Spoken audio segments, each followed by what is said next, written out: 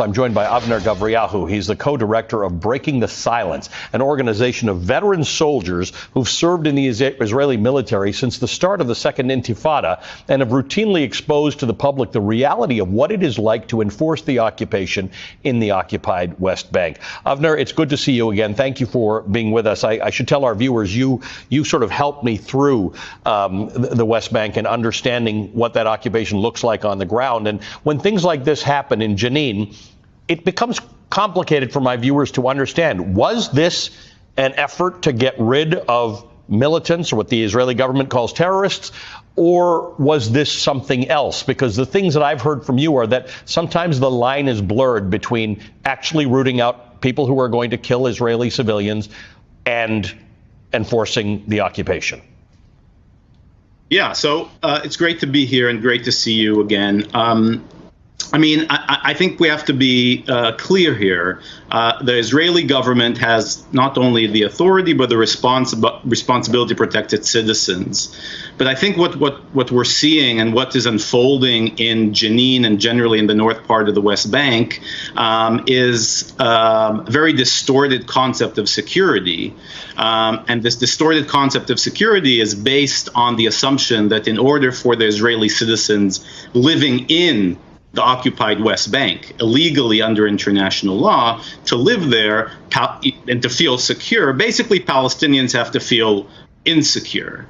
And there are different ways that Israel has been doing this, and this has been sort of the MO of the Israeli military for many years. Many remember the operations during the Second Intifada, but also in times that are not uprises or as violent as the Second Intifada, the Israeli army routinely enters city centers and definitely refugee camps. But what we've seen in this last operation is an escalation. I think many have called this sort of the Gazification of Jenin, or the beginning of the Gazification of Jenin, right, referring to the Gaza Strip, where a lot of the practices that we've seen and we've met soldiers who have served in the Gaza Strip describe similar things to what we've seen in this latest operation, obviously in a smaller scale, but taking one area, one of the most densely populated areas, and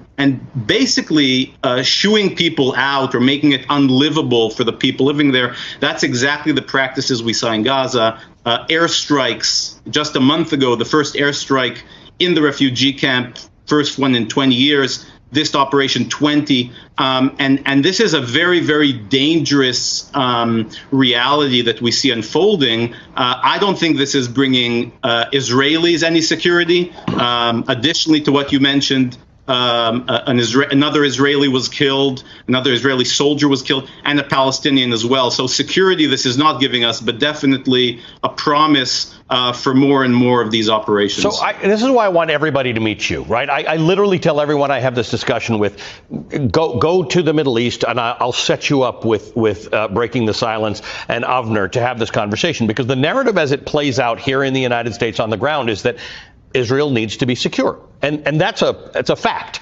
There should be zero debate about that. A, Israel needs to be secure. B, Israel has some neighbors and some leadership among those neighbors who believe that not to be true, right? They make threats about Israel and Israeli people and Jews and being pushed into the sea. Those two things are real. But there's this truth in the middle, and that is places like Jenin, and Gaza for that matter, are hell. They are terrible places to live, often occupied. In the case of Jenin, it's a refugee camp. It's occupied now for more than 55 years by people and their children and their grandchildren who were removed from their houses when the State of Israel was formed and got no recompense for that. So they are three generations of angry. The occupation creates a cycle of people who are angry, who then do things that threaten the safety of Israelis, who then do things that threaten the safety of Palestinians. It's a cycle that needs to break.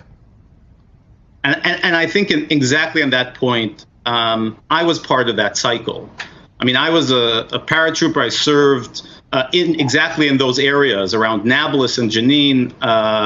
I was a sergeant of a snipers team. Part of what I did almost every night was home invasions, what we call straw widows, where you basically use a private Palestinian house as an observation point or a sniper's point.